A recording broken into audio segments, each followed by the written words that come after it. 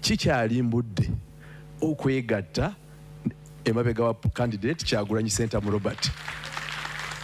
Ndowooza njagala okulya tteeka yammwe ku kwegatta emabega wa candidate Kyagulanyi Ssentamu Robert.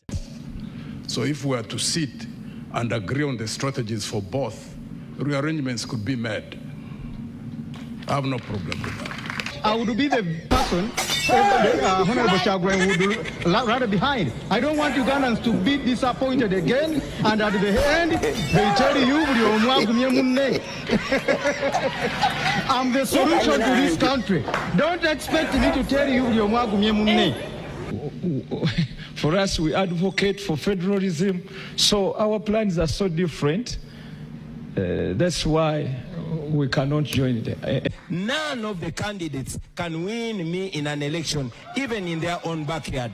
Therefore, I might fail to convince them to join the winning team. But you, the people of Uganda, have always taken a lead. You have led us. Please lead us. Let us liberate our country, and forever we shall end this slavery. I thank you for God and my country. All right. So kahati bwotunulya buli omu engeri yadda respondingamu. First of all, it proves nti wano mu Uganda tetuyinza okubeera ekizibu okulaba naffe ab'opposition nga beegatta kubanga buli omu ate alowooza nti alina amaanyi.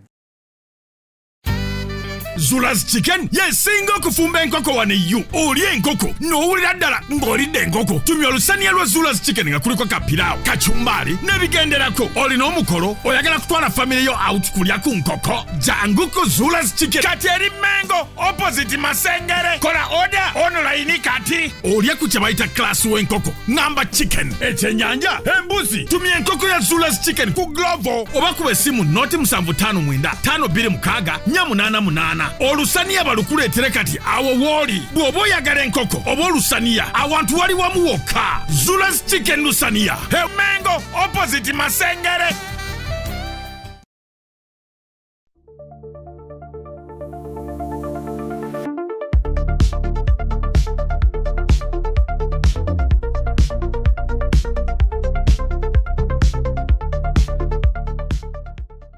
Kusema official na josinzira okubanga atotulaba subscribing ku mukutu guno okusobola okubanga atofuna videos ezifaanagana ko bweziti najo wanga era mbitundu byensi nkubuuzaako n'enkwebaza okubeera nga atotwegasseeko.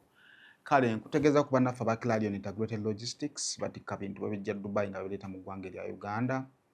Bakutegeeza nti ndugu omusuubuzi osobola okubanga ate obeeyambisa bw'ayagala okutikka ebintu muyinza okuyagala kuleeta ngoye z'abaana osobola okubanga weerabiddeyo nsawo ekintu kyonna kyagala okutikka ng'okirejja mu Dubai ng'okiyita mu Uganda.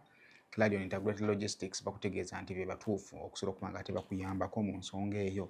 Ebijjira ku mazzi bijja tutuukira mu nnaku 3, ebijjira ate ku mazzi bijja tutuukira mu nnaku 18, ate ebintu byonna obanga bikutambulira ddala bulungi. Azul Tours and Travel bakutegeeza nti no ate mu season eno gye tulimu eya festive season oyinza okubanga oyagala kutambulamuko na family yo kugenda kulambulako mu mitala w'amayanja. Tukutegeeza nti ffe tugenda okuyamba okusobola okubanga ate tukugobera ku bipapula. Tugenda kuyambako okubeera nga ate tukufunira visa, mwongera mu kufunira visa nga tukuyambako okufunira invitation, tukuyambako okufunira appointment, tukuyambako okukola paperwork. Kakati tugenda kutusanga kukyengera mall awo ate okusobola nga ate ebisinga tubikutegeeza. So bw'oyagala okulambula oyagala kugenda Bulaaya naye ng'oyagala muntu ayinza kukuyambako okukuteekateeka ate bano ba Azul Tours and Travel be bajja okusobola okuba nga ate bakikukolera. Njagala okukwaniriza ku lunaku luno olusooka ddala olwa 1st December era ng'olwaliro ebeera World AIDS Day. Mama wange naye yamutwala, nzijukira taata wange naye yamutwala, nasigala nkabandya osina buyambi. Twali bangi nnyo mama ne baganda bange, taata ye yasooka oyo nno n'atulekawo, gwali mwezi gumu mama naye n'agoberera, siriimu yabalya dda mama bonna kati nfuufu. Uwi nkaba siriimu bonna yabalya dda, nzijukira mama wange naye yamutwala. okulabula akatambi kano kayinza okusiikuula emmeme n'olwekyo kalabe n'obwegendereza. Kakwatibwa mu 1986 e Rakai, ebiseera ebyo ng'obulwadde bwa mukenenya bweriisa nkuuli. Abalwadde bangi baavaayo ne boogera nga bonna bambi kye banoonya kwe kutangira bannaabwe okukwatibwa akawuka. Jjukira nti ebiseera ebyo si bingi ebyali bimanyiddwa ku nnawookeera wa mukenenya.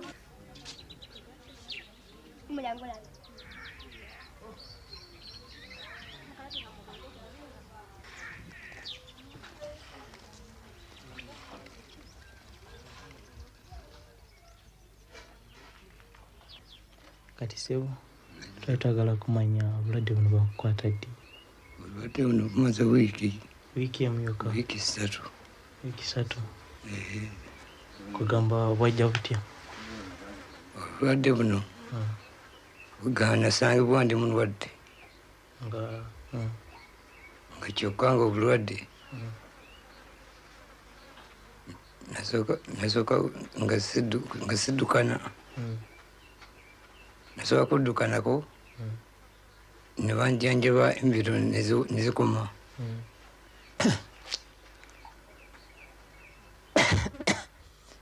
Bwe zaakoma kyokka nga sisesema ng'era ndya era nga n'olubuto terunnuma. Bannange twongera okubasaba okwebeereramu. Siriimu gy'ali era akyaluma, akyattira ddala nga bwe yattanga. So tobeere eyo ne weeyibaala ng'ogamba nti nno nze ndi blood group O, tebunzita. Siriimu gy'ali. So that is the only communication gye tusobola okubawa. Tokebeza maaso abavubuka, omuntu mutwale omukebere. Kale tugenda kutandikirawo ate ne update recap okusobola okubanga ate tumanya ebintu bigenda okubanga bitambula. Naye ng'olunaku olwaleero Yoweri Kaguta Museveni ali Lwampala, Mbalala City ne Mbalala District gyagenda okubanga anoonyeza akalulu. Robert Kasibante alirira City ne Dokolo gyagenda okubanga anoonyeza akalulu. Mubarak Munyagwa ali Kakumiro ne Kikuube gyagenda onoonyeza akalulu. Robert Kyagulanyi Ssentamu alikira Municipality ne Kyaddondo East wali mu kunoonyeza akalulu. Frank Buliira awummuddemu. Joseph Mabirizi alirira ne Dokolo naye bagenda kugabanako noono.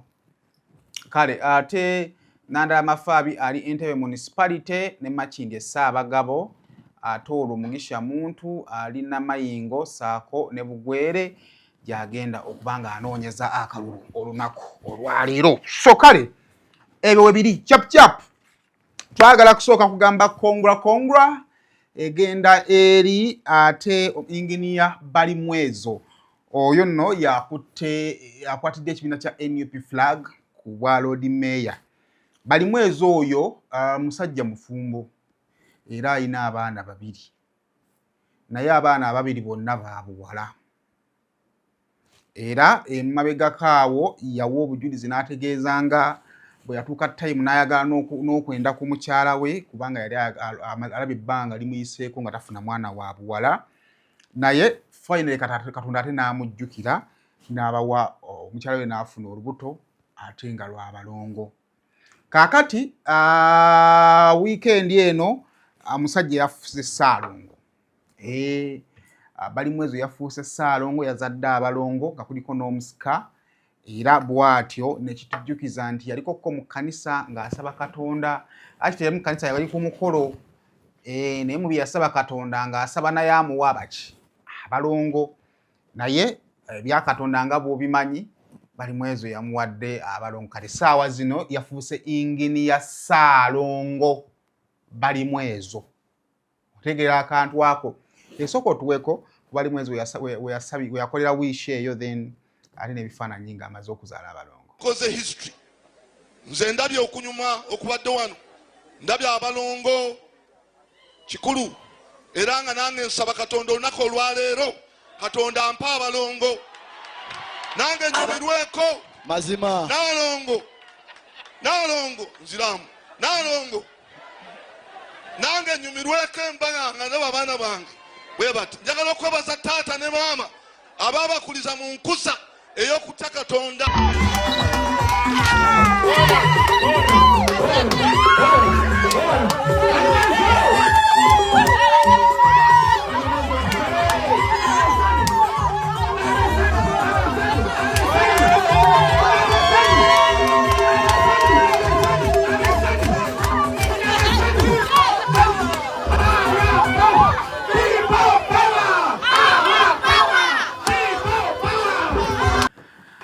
ekyo nno bwekityo bwe kiri. Omwana yagambye nti bannaye bali mwezo buli kyalukwaga ayagala kukitwala.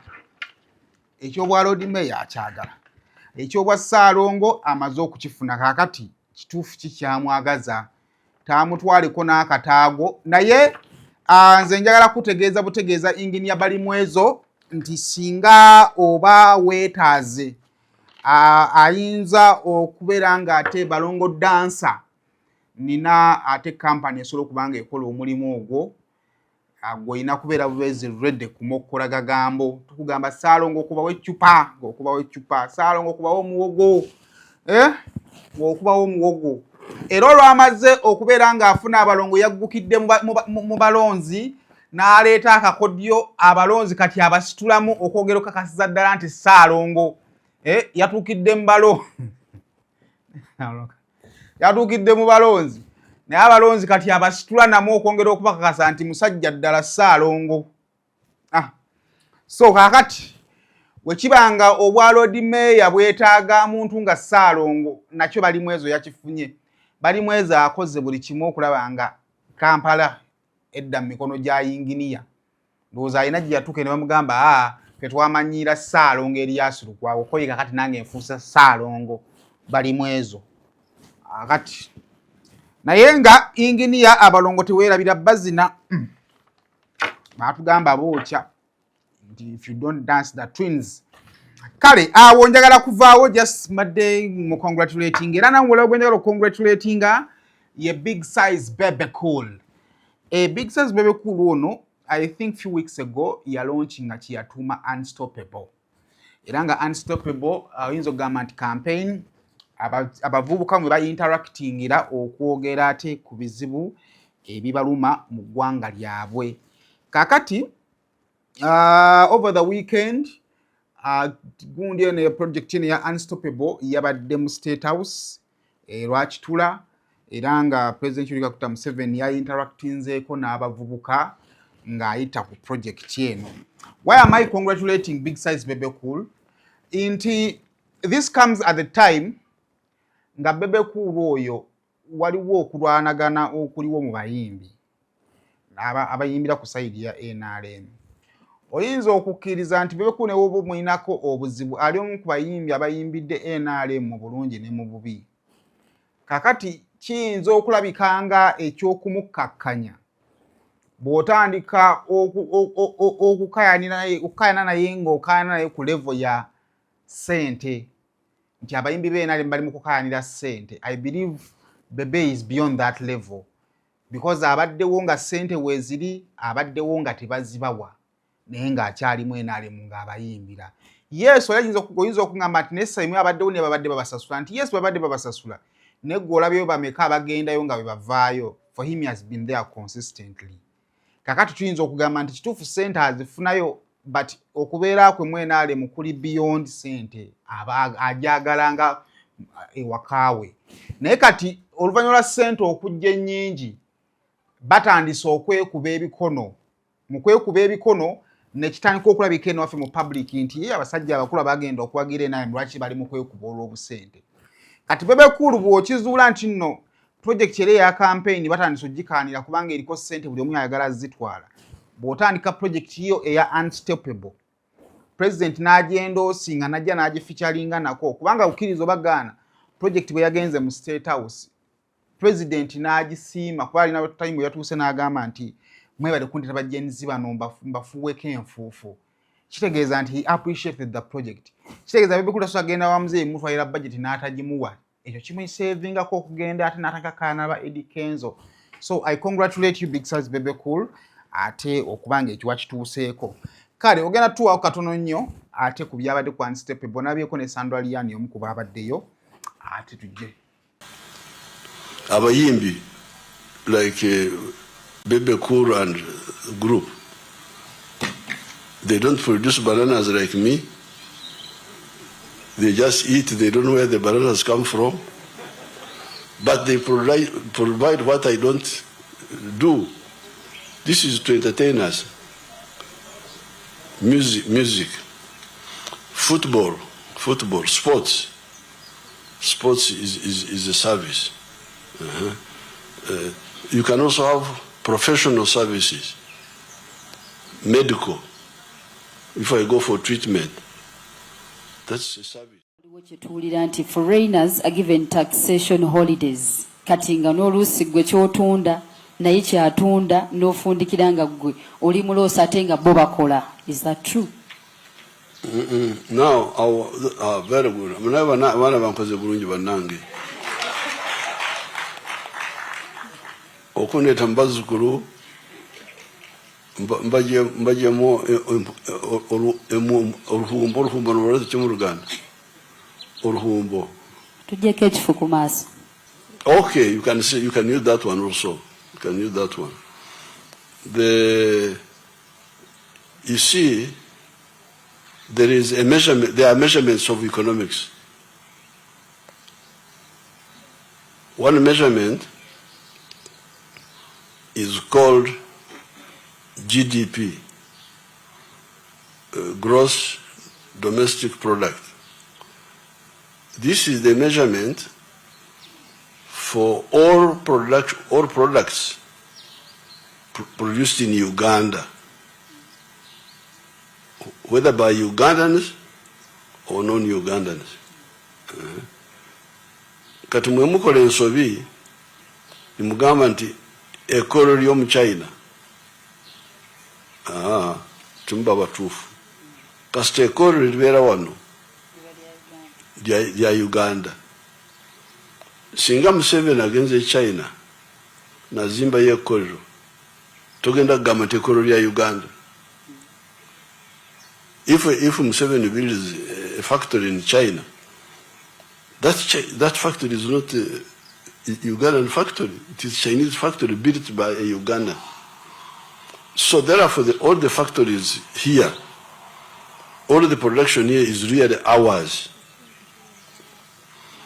Katumbantu ababiri waliwo mu China azimbye ekolero wano.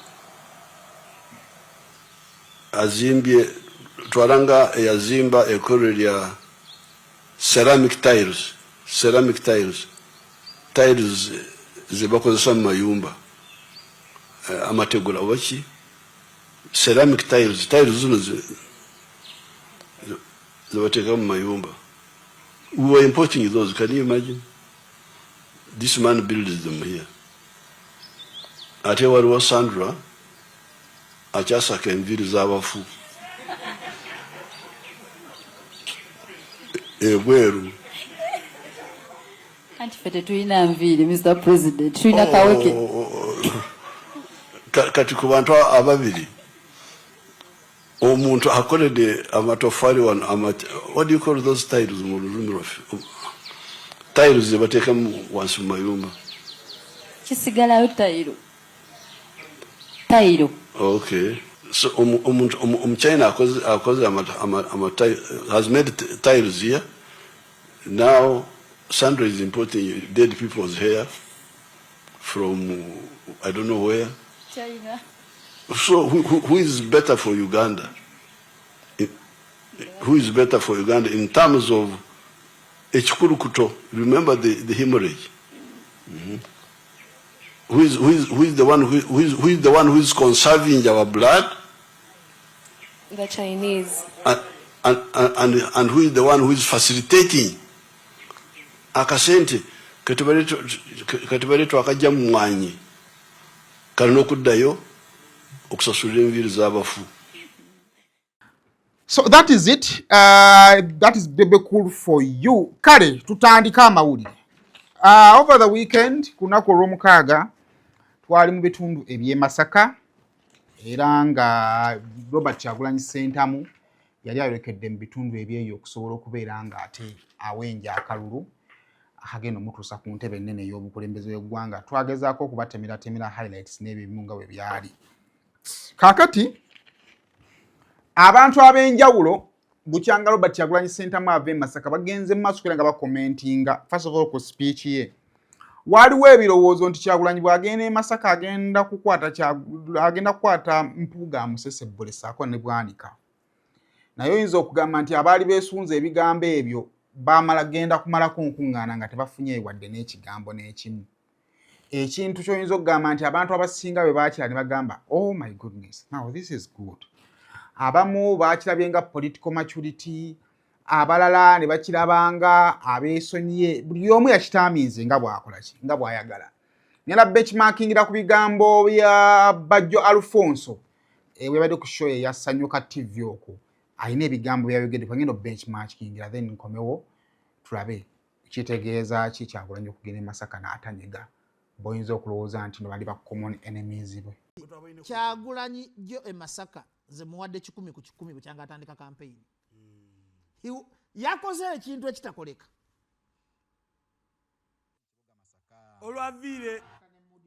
Olwavire Munyendo Mukungwe Saza Grounds Masaka yaja kabonera wa Abedwanika gamba producer wo aja yogere omuntu aba yogera no musaza mtu mugamira mugamba. So inotegera kikyala.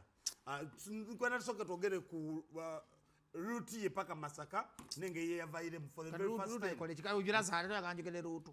Uliza boti. Bobi wena baya kalivala ku kanzu ngaja mu campaign yona.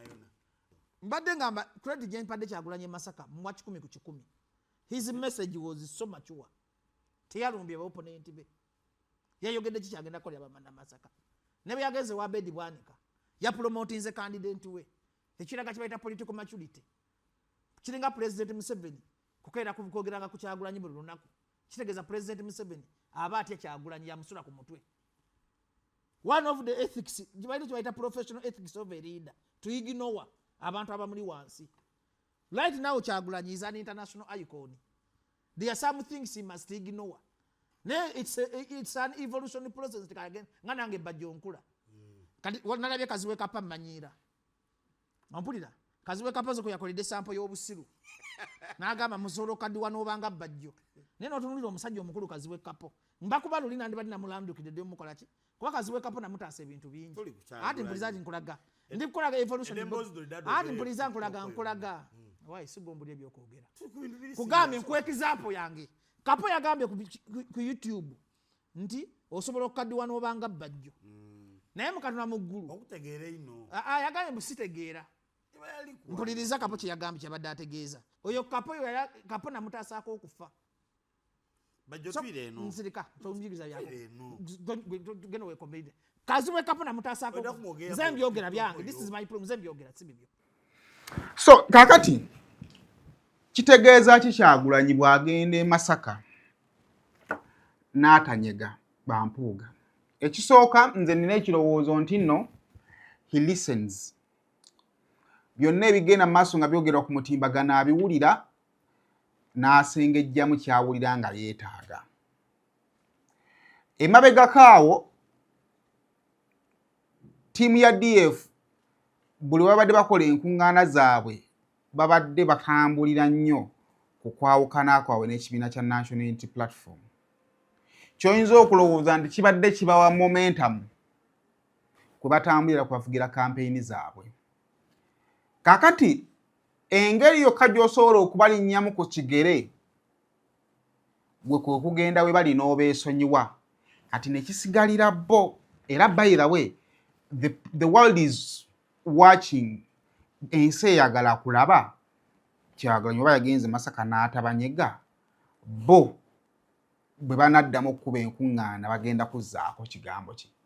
Jjukira Bedi Bwanika mu lukuŋŋaana olwasembe baali mu nnyendo nga basisinkana abasuubuzi bwe baamubuuza abulira abasuubuzi w'ayimiridde ku nsonga y'obwa pulezidenti yagamba nti kikyajja kyogera nga Kyagulanyi amaze okuva e Masaka because they anticipated nti Kyagulanyi bw'anajja automatically agenda kuboogerako. Kakati bwe yazze almost n'atabanyega n'atabaako kyabagamba. Kakati omupiira oyinza okugamba nti Kyagulanyi yagujje mu mikono gye si lwakuba nti yabasonyiye oba yabeesonyiye naye mu eno piriyodi y'akalulu gye balimu yakimye amazzi. Kakati ekibuuzo bano baddamu ne babeera nga bamutambulizaako emboozi yaabwe ne kampeyini yaabwe buli bwe banaabanga bagenze ekyo public egenda kuba perceiving etya kubanga buli omu asobola okuwa ango ye ate nga mutuufu nti naye bano bayinza okuba nga kituufu Kyagulanyi bagenzeyo n'ataboogerako ne yali yaboogerako dda ate mukasa yabogerako nga bo teboogera kiri awo kakati guno guyinza obba gwo kekadde kaabwe ak'okweyogerako naye ate oli najja n'akugamba nti omala okuba nga olabye turn up y'abawagizi ba Kyagulanyi mu bungi bwe bajja e Masaka how sure are you nti mu booyogereramu tekuli baali wa Kyagulanyi era how do they feel bwe bakuwulira nga oli mu kumuyisaamu eggaali ate nga ye bwe yajja teyakikola so kakati awo tuyinza okugamba nti nno omupiira gwasigadde mu mikono gyabwe okwongera okusalawo kiki kye basobola okuba nga bezzaako naye nga mu mbeera efaanaganako bw'etyo eby'emyasaka nabyo bwe bityo bwe byali now ku nsonga ey'olunaku olwaleero kwe tugenda okuba nga tutambulira tugenda mu kye twayise ate presidential candidate presidential debate era ng'eno yategekeddwa bannaffe aba NTV kakati bannaffe aba nation media bategese debate eno era nga si gwe mulundi ogusoose okuba nga bagitegeka ababadde bamaze ebbanga bagenda mu maaso nga bategeka debate eno era mu bantu abasooka okukonfaminga attendance yaabwe yali Robert Kyagulanyi Ssentamu bwe yalaba nga bamaze okutimba debate ne bamuwa invitation yavaayo n'agenda mu maaso era ng'ate akkiriza nti ajja kubeerawo waayitawo akaseera katono ate Yoweri Kaguta Museveni gwe tuyinza okulowooza nti no ye incumbent oba ye incumbent nga bayita ku mukutu gwabwe gwa NRM n'agenda mu maaso era ng'ategeeza nti no invitation yagirabye naye already ekibiina kyali kyamala dde okukola enteekateeka yaakyo so tajja kusobola kubeerayo mu kaseera ako ate era n'abannaffe aba NPP Kasiba nti naye n'avaayo ate naye n'agenda mu maaso okubeera nga ate naye ateekayo apology ye nti invitation agifunye tajja kusobola kuba nga abeerako ne Mubaraka Munyagwa bw'atyo n'ateekayo kakati bw'ogenda mu debate nga bwe yabadde nga Yoweri Kaguta Museveni akutte taliiwo ekyamazima bwe tugenda mu emirandiro egikola debate oba tolina debate kubanga bwe tuba tuzeeyo gye twasomera debate ebeera wakati w'aba opposers ne ba proposers kakati kitegeeza nti nno debate eno nga President Museveni taliimu oba osigazza ba opposers nga proposer tomukola ki tomulina kitegeeza nti tewali kyogenda kuba ng'oyo oliko era abasinga beera bakola ki kyebeesibako nga Munyaga gamba sisobola kujja mu debate nga gwe nnina okwokya kajjogijogi b'ebibuuzo taliiwo oba okitegeera njagala nsooke nkusiigireko ku debate nga bwe yali 10 years ago debate eyo ndowooza yali ya 2016 kumwalimu ne retired Dr. Kanokiza Besigye yakola submission ye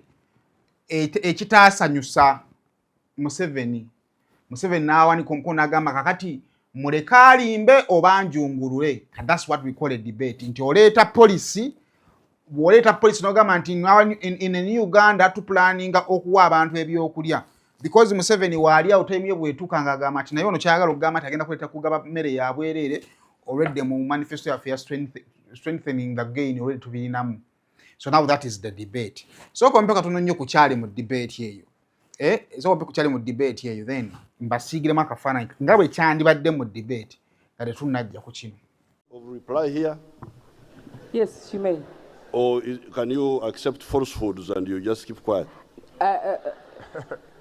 The question was posed, and we were going to pose the question to actually another candidate, Dr. Bwanika, to see whether we could get a different view. But by all means, candidate Yoweri Museveni, you may answer, you may rebut, and that is perfectly fine. I reject what Kano Besigye is saying. It is false. We intervened in Congo to defend ourselves.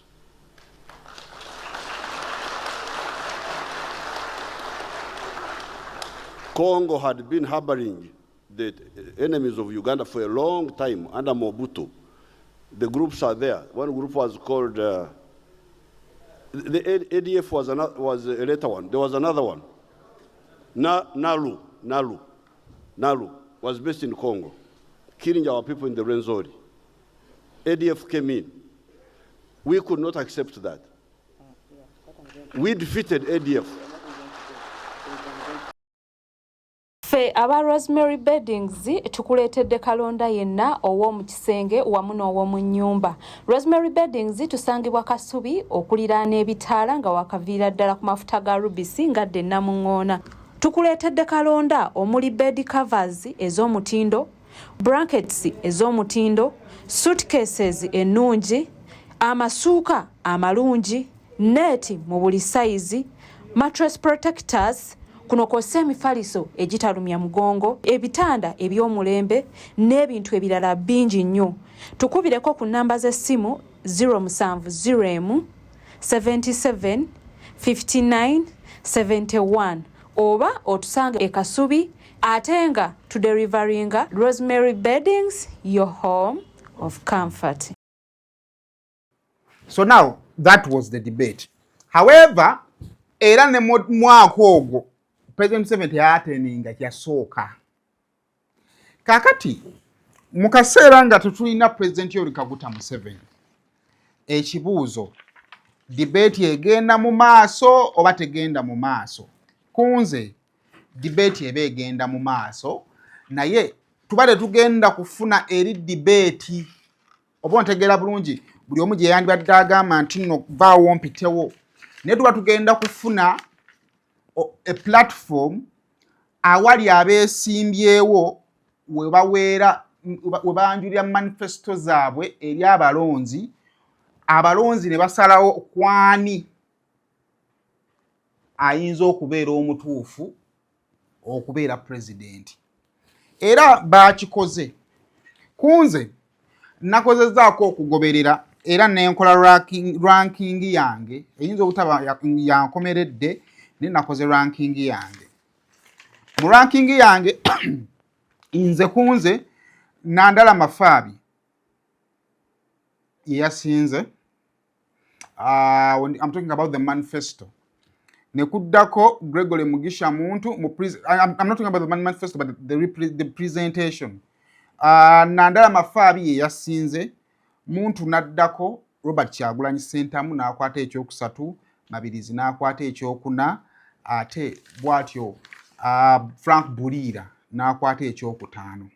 Kakati guuni yange tugenda gyetoolooza ku bantu bano abasatu: Nandala Mafaabi, Robert Kyagulanyi, ate saako ne Mugisha Muntu. Kakati oluvannyuma lw'abantu abalala okugamba nti tebagenda kujja mu debate eyo, waliwo amaloboozi agabadde gatandise okuvaayo agagamba nti ne Kyagulanyi teyandyetabye mu debate eyo kubanga Museveni gwe baagala okujjako taliiwo. Era ne Kyagulanyi babadde atandika okwogera kwe, yagambye nti ekibadde kindeese wano mbadde njagala kutunula mu maaso ga Museveni ayongere okulimba eggwanga ng'alibulira biki byagenda okunyweza okuleka ebinnya.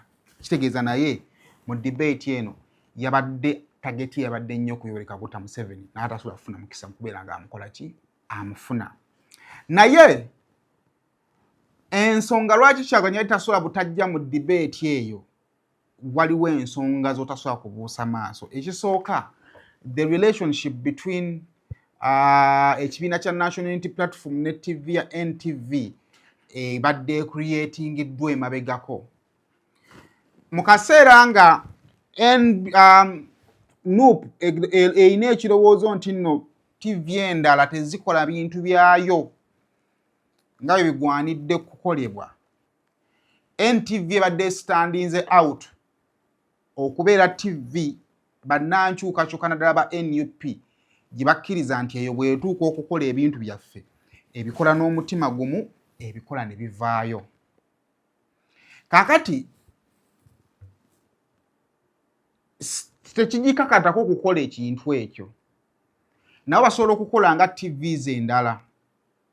Kitegeeza nti no, it's not automatic nti baali ekyo kibagwanidde okukola kubanga n'abatakikola weebali ate ne business bazirina. Kati kitegeeza nti nno NUP ekintu kyokka kye yabadde esobola okupayinga back to NTV kwe kubeera ku debate eyo. Kubanga nga Museveni amaze okugamba nti sigenda kujja ku debate eyo,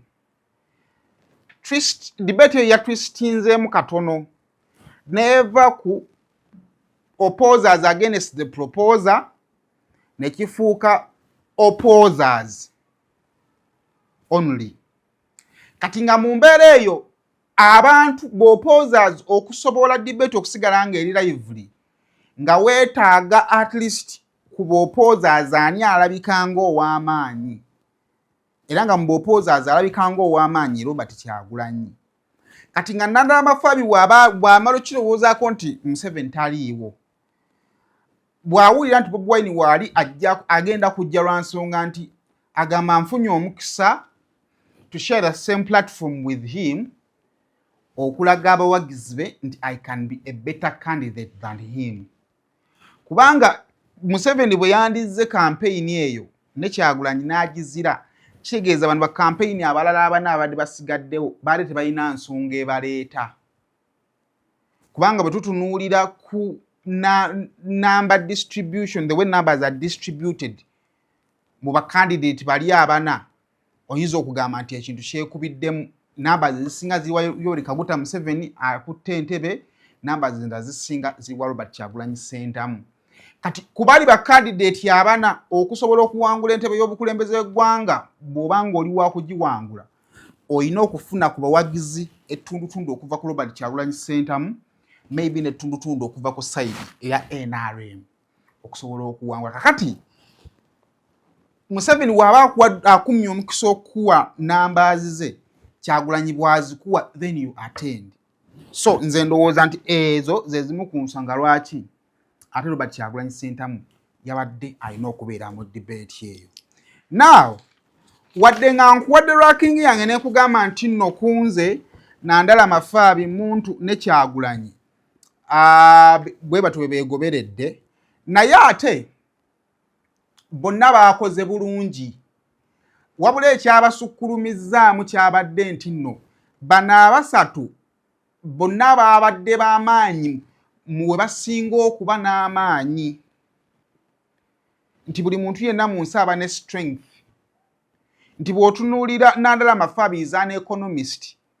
Kakati bwe kyatuuse ku nsonga ezidealing with economy yabadde alina practical solutions ng'akunnyonnyola ekintu okuva gye kitandikira paka gye kiggwera because is an economist, is an accountant. Abikozeeko abimanyi. Bwe kyali kituuka ku Mugisha Muntu bwe kyatuuse ku kya defense because yali abaddeko mu magye era naye yabadde akunnyonnyola ekintu ng'okiwulira kigguka.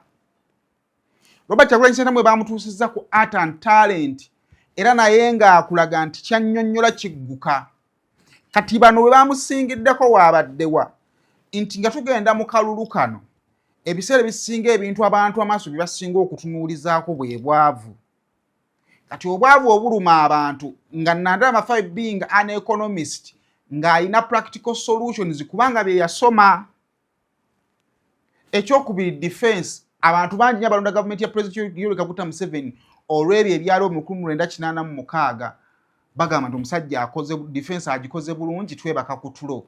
Kaakati muntu bw'atandika okwogera akuwa practical solution ku ngeri security gy'esobola okukozesebwamu ekisooka okukuuma eggwanga ate n'okukola ssente. Noono Nandala Mafabi akulaga engeri gy'osobola okukozesa economy mu kujja abantu mu bwavu n'okukulaakulanya eggwanga. Kakati ekyo kyokka kyoyinza okugamba nti kyasukkulumizza ku bano kubanga kati nja kuwanga ekizampo. Bwe baatuuse ekibuuzo kyabadde nti nno mu ggwanga eritaliimu mirimu ogenda kukozesa otya industry yabadde ya talent nakyo etakwatiddwako okusobola okuwa abantu emirimu. Bali bonna obedda boogera ku kimu tujja zimba ebisaawe tujja kubongera budget bidda bye boogerako. Robert Kyagulanyi Ssentamu nakkirira n'akubuulira ku ngeri eggwanga gye lisobola okukulaakulanamu nga likozesa art n'akulaga ekiri mu ggwanga erya Nigeria where now the music industry is received as the new oil industry. Byonna lwaki nti awo wa belonginga era ayinawo amaanyi. So I based my ranking awo nti bonna bapresentinze bulungi naye bye bapresentinze obwangu bwabyo eri abantu oyinza okugamba nti byavuddeko bonna okubeera nga ate mba rankinga bwentyo. However olunaku ate we lwaggweredde Robert Kyagulanyi Ssentamu yamaliriza ate bonna abeetisse. Sima bamuntegeera nti waddenga nsobola okugamba nti mu kulambika ensonga mu kutuwa practical solution Nandala yakoze bulungi muntu n'akola bulungi Kyagulanyi n'addako n'ate twagenza okumaliriza olunaku nga Kyagulanyi abeetisse era nsobola okugamba nti bayinza okuba twagenza okuva mu debate nga tebalina muwagizi we n'omu gwe bamututteko. Lwaki? Kyagulanyi yabadde ne strength emu word selection yabadde n'ebigambo ebituufu ebyokwogera awo ate n'okwanguyira okutegeerwa abiwulira. Ngenda kuwa example we babagambye okusooka okuwa remarks zaabwe ezaasoose Robert Kyagulanyi Ssentamu yatandise n'ekigambo yoyo oba the microphone 1 2 something that relates with the audience. Ekyokubiri fan base bw'otunula mu kiripo eri gye nkwade ya President Yoweri Kaguta Museveni bwe yali mu debate y'ababeesigye. Museveni ekyamufuula ng'ow'amaanyi mu debate eyo nti debate bw'eba egenda mu maaso NRM bw'eba yaleese abantu nga bangi nti kitegeeza nti buli point ya Museveni gy'akuba ebisiigivingibwa n'engalo ennyingi. Kati absence ya Museveni nga Bobi Wine yaliwo, Bobi Wine yabadde n'abantu bangi muholo. Kati nga buli point gy'akola owulira ng'efuna applause y'amaanyi okwawukana ku ne bano gye baadde bafuna gubeeranga mupiira nga ttiimu eri ku home ground nti ttiimu eyo ebeera nzibu yakuba kubanga eba n'abawagizi. Ekyokubiri he was lively. Kyagulanyi yazze mu debate eno ng'ali lively nga is ready to to express buli kimu nga talina gwalabikanga gwalinako kizibu. Ngenda kuwa example. Nathan Nandala Mafabe had good points. Naye I don't know what happened between him and Kyagulanyi. Alina ekintu ekiri personal ku Kyagulanyi ekimulemesa to express himself. Walina okusekataseka, walina okusaaga tasaaga, yagenza okumaliriza ng'ali hard to be received. Kati Kyagulanyi bwe yakombayininze factors zino zonna era ogenda kusanga nga clips ze zisinga okutambula. Lwaki? Nti ye yasinze okukola submissions ezabadde nnyangu eri abantu okukola ki? Okutegeera. Kale nga tugenda mu kumaliriza debate eyo bingi ebyayogeddwako naye njagala kukyuzinga ekibuuzo kyabuuziddwa Honorable Nkunnyingi Muwada. Yababuuzizza nti kyendowooza nti yakibuuzizza bubi, yakibuuzizza ng'omuwagizi. But I think the best question would be lwaki temwerondamu w'amaanyi ne musimba emabega. But of course Muwada Nkunnyingi yaselectinze n'agamba nti okusinziira ku kye tulabyeko mu bitundu ebyenjawulo bye tubadde tutambula Kyagulanyi Ssentamu has proved okubanga yasinga numbers. Lwaki temumudde emabega ne mubeera nga muwagira ye? So compare ku how they all responded. Submission zammwe namwe muwulikisenga abataagala Mwai Museveni kikyalimbudde okwegatta emabega wa candidate Kyagulanyi Ssentamu Robert. Ndowooza njagala okulya tteeke yammwe ku kwegatta emabega wa candidate Kyagulanyi Ssentamu Robert. Well, we are always open to discussions as Alliance for National Transformation, but we've also had experiences in the politics of this country. It depends on the basis on which one would make the conclusions that the country has made a decision. Because I've been in a party called Forum for Democratic Change, and I know that in 2011, 2016, we generated crowds that I have not yet seen in this country. Unfortunately, we didn't take power. So I always know, and I've always spoken out, it's not something that I hide, that winning is one thing, taking power is another. You have to have two different strategies for both. So if we are to sit and agree on the strategies for both, rearrangements could be made. I have no problem with that. The day. They are not even focusing at presidency. We are looking at removing Mr. Museveni.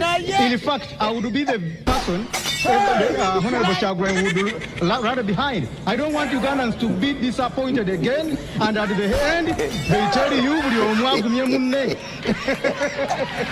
I'm the solution to this country. Don't expect me to tell you, we have all the plans from A to Z.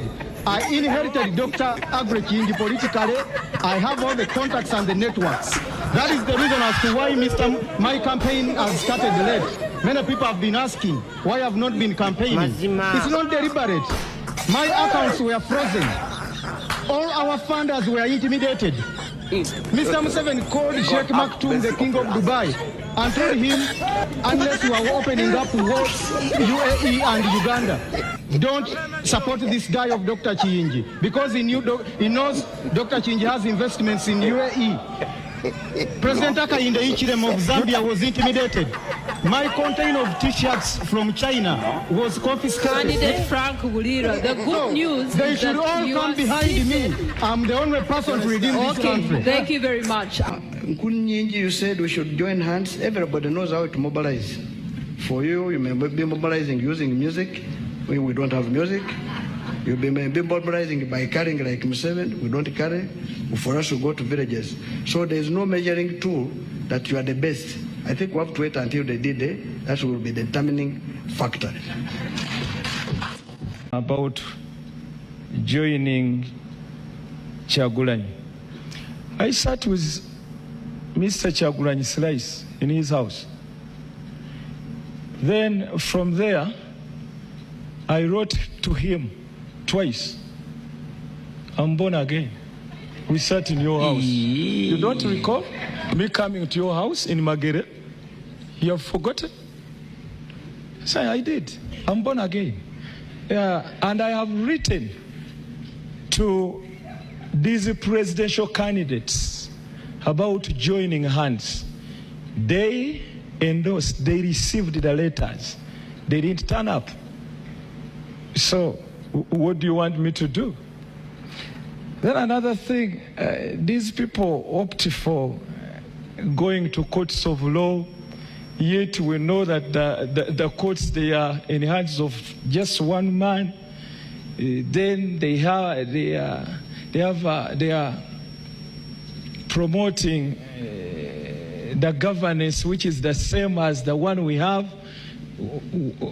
For us, we advocate for federalism. So our plans are so different. That's why we cannot join them. None of the candidates can win me in an election, even in their own backyard. Therefore, I might fail to convince them to join the winning team. But you, the people of Uganda, have always taken a lead. You have led us. Please lead us. Let us liberate our country, and forever we shall end this slavery. I thank you for God and my country. All right. Let's have order in the... So kahati bw'otunuulira buli omu engeri gy'abadde respondingamu, first of all it proves nti wano mu Uganda kiyinza okubeera ekizibu okulaba bannaffe ab'opposition nga beegatta, kubanga buli omu ate alowooza nti alina amaanyi. Kaakati after debating ewedde, of course reactions zabadde zirina okutandika. Some of the reactions ezasinze okutambula kwe kwabadde post ya Honorable Nsereko. Era nga Honorable Nsereko yabadde abuuza nti, is this a debate or a discussion? Yagambye, is this a debate or revision? These guys are reading from scripts. What allows a debate? Questions sent out before coached candidates. Mutegedde bulungi? Byebadde bigambo bya Nsereko. Kaakati waliwo era bennalabyeko nga bagamba nti Kyagulanyi obedde ebintu ebyayogerako asoma bisome. Now, to my understanding, mu debate efaanaganako bwetyo, presidential candidate alina kukozesa manifesto ye okuddamu ebibuuzo ebimubuuziddwa. mu mbeera efaanagana ku bwetyo kunze you can challenge me if you wish bwe mbanga nkozesa manifesto yange okuddamu ebibuuzo kiyinza okubeera ekizibu okubanga buli kimu ekiri mu manifesto nkimanya okuva gye kiva waggulu paka gye kikoma okuleka mu sekita gye nninako expertise kakati wasanze nga abakandidate bano balina okusoma lwa nsonga nti ebiba babuuziddwa solution zaabyo ziri mu manifesto tosobola kuba tekolebwa muntu omu teri president asobola kutuulawo n'akola manifesto ekolebwa a group of people abatuula wansi ne batunuulira ekizibu ne bakinoonyeza solution kati gwe nga presidential candidate omulimu gwo kwe kugenda n'oyita mu manifesto eyo osobole okugenda ogiyitiramu abantu ng'ogitegedde naye ate era tosobola kugamba nti buli kimu nga bwe kiri mu manifesto ojja kusobola okuba nga ate okyogera era ojja kwesanga nti ojja kubeera forced okuddayo ku lupapula lw'oli mu kwogerako oluciting exactly nga bwe kiri mu manifesto yammwe. So ekyokubiri about the debate ekyamazima we could not have debate gye twali tulina okubeera nayo lwansonga nti President Yoweri Kaguta Museveni yabadde agizize. The moment President Museveni we yagamba nti sigenda kujja mu debate awo ekinyusi kya debate ekituufu we kyafiira.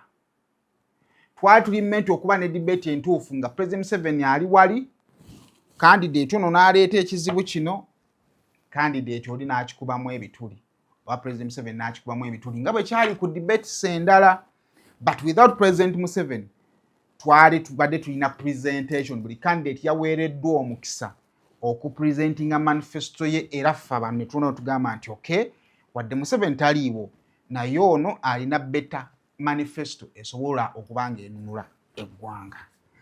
Kale tujja kwongera okuba nga tutunula mu bintu ebyo nga tebinaabengera okuba nga tebitambula. Tova kusiima official. Airtel Extreme Unlimited Internet just got better. Paying for an Extreme Unlimited Internet connection now comes with free data, SMS plus voice minutes to call and text across networks for the Muganga who pays the monthly bill. Dial *125# or call 125 today to upgrade to an unlimited, uncapped Airtel Internet experience. Airtel.